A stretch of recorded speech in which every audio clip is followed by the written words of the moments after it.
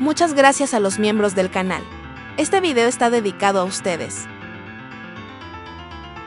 A principios de los 80s, David Ellefson se mudó desde la granja de sus padres en Minnesota hasta California con la intención de estudiar bajo eléctrico en el Instituto de Músicos de Los Ángeles. Ellefson no tenía más que una camioneta y una tarjeta de crédito que sus padres le habían dado para cualquier emergencia. El destino le tenía reservado otro camino al joven músico. No hace falta mencionar la anécdota, ya todos conocemos sobre cómo Mustaine conoció a Ellefson. Megadeth comenzó a adquirir forma después de este acontecimiento. Dave hizo sentir al joven como en casa. Además, lo dejó fascinado con historias sobre sus días en Metallica y su breve paso por el negocio de la música. El Colorado estaba orgulloso de aquellos relatos, de lo cerca que había estado de un contrato musical. Aún así, estaba determinado en regresar a aquel negocio. Mustaine procedió a interpretar algunas de las piezas que había escrito en la guitarra, entre ellas Devil's Island, que sería parte del segundo álbum, y una canción llamada Megadeth, que se convertiría en Set the World Afire. Ellefson quedó impresionado con aquel pelirrojo. En ese momento se convirtió en su fanático número uno. Sabía que si quería interpretar junto a él, tendría que aumentar su nivel de manera exponencial. El primer consejo que el Colorado le dio a su nuevo amigo fue que comenzara a tocar su instrumento con plumilla y no con los dedos. Mustaine no quería que hubiera dos Daves en la banda, entonces le preguntó a Ellefson si tenía otro nombre. Sí, Warren. Ese nombre no sonaba tan bien. El Colorado se encargó de bautizar al bajista con el nombre de Junior.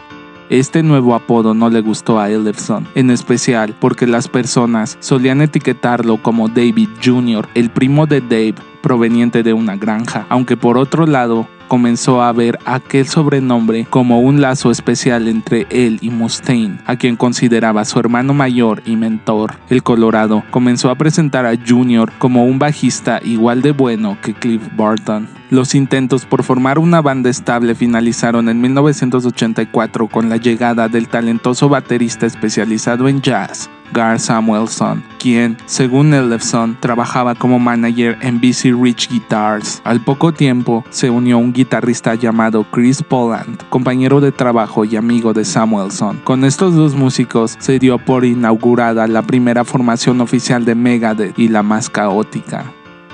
Gar y Chris tenían adicciones a sustancias muy fuertes. El baterista advirtió a los dos Daves cuando estos quisieron probar la Hero por primera vez. No quieren hacer esto, lo van a lamentar. Aún así, el Colorado y su hermanito pequeño consumieron, y justo como Samuelson se los dijo, lo lamentaron gran parte de su vida. En palabras del bajista, los siguientes días fueron geniales. La grabación del debut por la mañana y fiesta el resto del día, siempre de la mano de la Hero. Pero un día nuestro protagonista pasó toda la tarde sobrio, divirtiéndose de igual manera, pero a la mañana siguiente despertó y no se sentía bien. Era como si hubieran trapeado con él. Para su sorpresa, después de un chute se sintió bien. Entonces pensó: oh no, algo no está bien. Se estaba convirtiendo en dependiente de aquello. Una anécdota graciosa ocurrió cuando, después de consumir una dosis de coca, el bajista se puso a ver la película Scarface. Junior recomienda no ver aquel filme bajo los efectos de ninguna sustancia, pues él la pasó muy mal. Cuando el Killing Is My Business estuvo listo, el bajista quedó contento con el trabajo, aunque le hubiera gustado que algunas partes no fueran tan veloces. En primavera de 1985 comenzó la gira promocional para aquel trabajo. Por cuestiones que ya abordamos en este canal, Chris no pudo realizar aquel tour, por lo que fue reemplazado por un tal Mike Albert, quien era 10 años mayor que todos en la banda. Mike tenía una pésima habilidad para el instrumento, muy alejada a la del talentoso Poland. Además, este sustituto no tenía ni una mínima pizca de habilidades sociales. En otras palabras, era un dolor en el trasero. A Junior le parece que aquel tour fue un desastre. De regreso en casa, Chris volvió como guitarrista y Mike fue echado de la banda. Los dos Daves se mudaron a una vieja bodega que transformaron en un cuarto de ensayo. Ahí fue donde comenzaron a escribir música para lo que compondría su segundo álbum. Junior recuerda cómo el Colorado compuso la línea de bajo más famosa de la banda en aquella bodega. Un día después de esto, la letra que acompañaría aquel tema ya estaba escrita.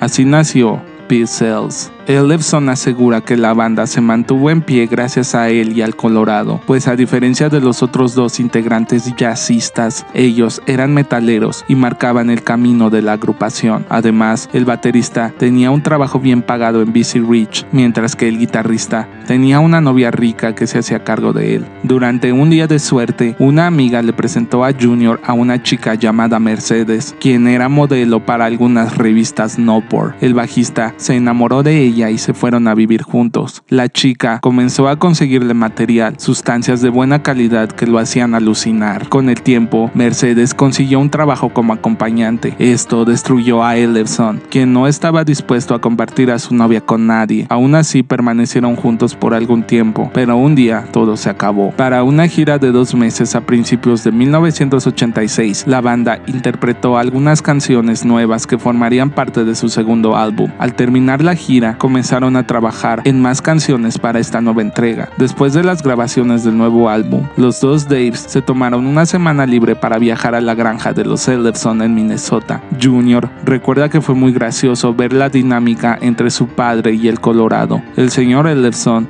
aconsejó a los jóvenes diciendo: escuchen, no deben tratar mal a sus fanáticos, déjense de tonterías y empiecen a escribir música de calidad. El Colorado pareció estar a gusto con el padre de Junior. Él había perdido al suyo y sabía lo importante que aquel señor era para la vida del bajista. Cuando la visita terminó, Megadeth estaba de regreso en el negocio de la música con un nuevo álbum. Junior estaba muy contento con aquello que había acompañado el lanzamiento de este álbum: fiestas, reconocimiento, chicas, respeto y muchas sustancias. A finales de 1986, Megadeth comenzó una gira con la banda británica Motorhead. Lars Ulrich se presentó al primero de estos shows. Junior recuerda que había algo mal en el semblante de Ulrich. Metallica acababa de perder a su bajista estrella. Ellefson le preguntó cuál era su plan, si es que acaso estaban interesados en buscar a otro músico para un reemplazo. El baterista le preguntó: ¿por qué? ¿Quieres un trabajo o algo así? Hasta el día de hoy, Junior se pregunta qué hubiera pasado si hubiera contestado que sí a aquella pregunta.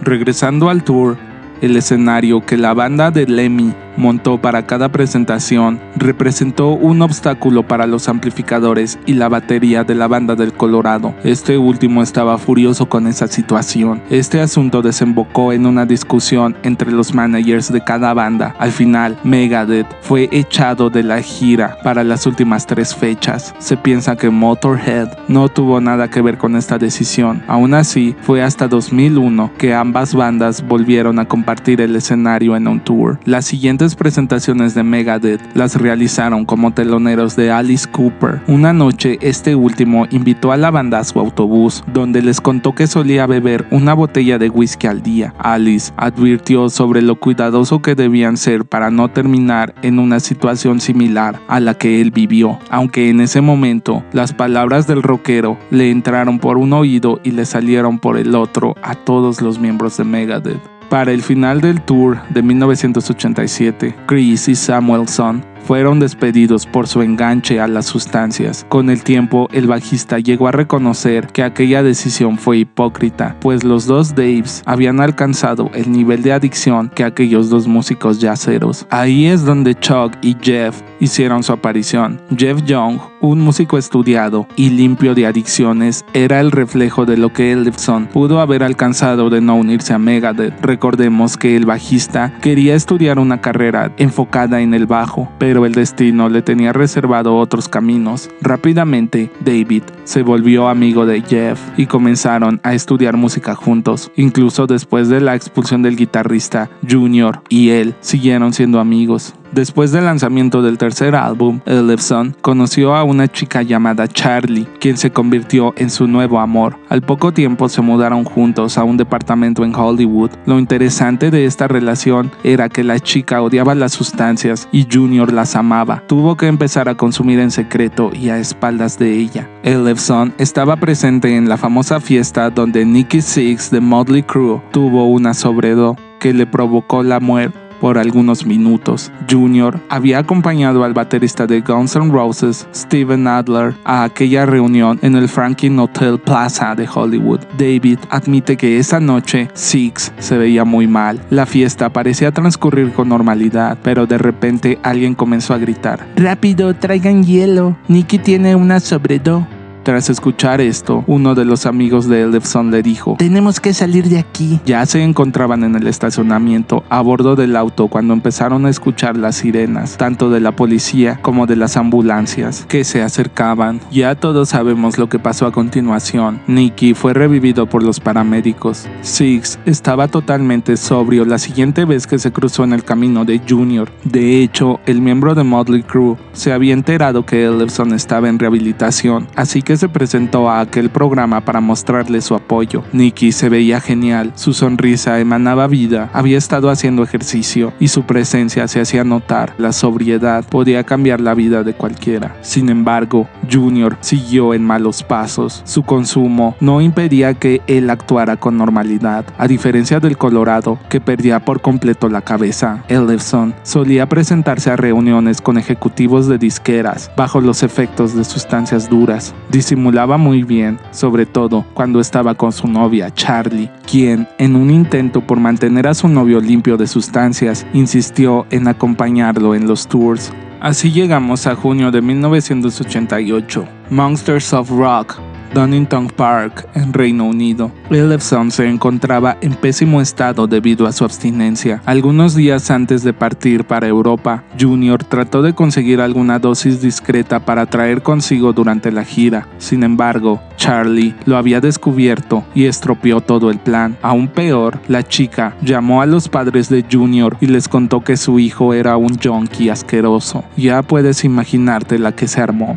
Justo un día antes de su presentación en el Monsters of Rock, Junior fue atendido por el doctor del hotel donde se hospedaba, quien le recetó algo que le podía ayudar. Maldito junkie asqueroso, me das asco, le dijo el doctor antes de marcharse. El día del concierto finalmente llegó y Megadeth se presentó ante un público conformado por 107,000 personas. Fue un milagro que el bajista soportara toda la presentación. Una hora más tarde, Junior yacía en el autobús de la banda camino de vuelta al hotel. Megadeth estaba programado para otros 3 shows en Alemania junto a Iron Maiden. La situación de Ellefson obligó a que su banda saliera de la cartelera. El bajista voló de regreso a los Estados Unidos para enlistarse en rehabilitación. Para no contarle la historia de un junkie a los medios, el manager anunciaría que Megadeth dejaba la gira porque el bajista se había resbalado en la ducha y se había roto la muñeca. De vuelta en casa, el bajista solamente experimentó un sube y baja en su proceso de desintoxicación. No ayudaba el hecho de que su mejor amigo lo arrastrara al vicio cada que él intentaba alejarse del consumo. Este mismo tema fue abordado en este video. Te invito a verlo si es que aún no lo haces. El link está aquí abajo en el comentario fijado. David tenía miedo de alejarse de su zona de confort. Finalmente, gracias a Ron Lafitte, quien se convirtió en el manager de Megadeth, el bajista pudo superar su adicción. Cabe resaltar que por un golpe de suerte, sus 2 proveedores fueron arrestados al mismo tiempo y esto lo dejó sin material. Aún así, Ellefson logró lo que parecía imposible. Desde el 1 de marzo de 1990, David Ellefson se mantiene sobrio y en sus palabras, ese fue el inicio de todo. Gracias por llegar al final. No olvides dar like y suscribirte. Que tengas buen día.